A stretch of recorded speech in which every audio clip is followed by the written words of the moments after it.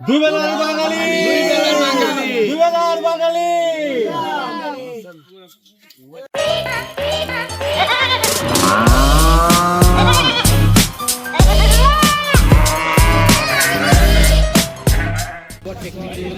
এখন আমরা চলে আসলাম একটা ছোট গরুর সেকশনে, খিলগাঁও গরুর হাটের। এবং আজকে হচ্ছে 22শে মে। এখনো ঈদ হতে অনেক দেরি, 25 তারিখ থেকে আসল হাট শুরু হবে।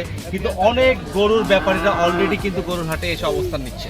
এবং এখন ছোট গরুগুলোর দাম আমরা তাদেরকে জানিয়ে দিচ্ছি। এগুলো কিন্তু কুষ্টিয়ার গরু, একদম দেশি গরু। এটার দাম কত? আমাদের সাথে আছে মহেন্দ্র। মহেন্দ্র বলছে গরুর ব্যাপারী। তার কয়টা গরু আনছো? 17। একটা বেচা হয়েছে? কবে আসছো? 4 দিন আগে আসছো। 4 দিনে তো 17 গরুর দাম খরচ করে ফেলছো তুমি ভাত খায় এখানে। এটার দাম কত? 90,000। এটা কত? 90,000। এটা কত? 1,10,000। এই গরুটার দাম কত?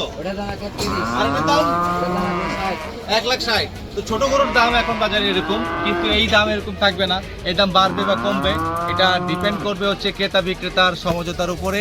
25 তারিখ থেকে ঈদের আগ পর্যন্ত কি ধরনের ক্রেতা এখানে আসে, আবহাওয়ার কি অবস্থা, সবকিছু মিলায় কিন্তু গরুর দাম ফাইনাল হবে।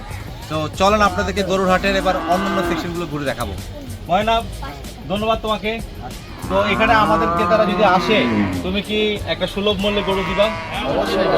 তো দেওয়ার জন্য আসছো। এবং ক্রেতারা যদি তোমার কাছে এখানে আসে এবং দামাদামি করে, তাদেরকে এখন এই 25 তারিখের আগেই, আজকে বা কালকের মধ্যে যদি আসে, তাহলে তাদের সুযোগ আছে একটা ভালো দামে পাওয়ার, নাকি?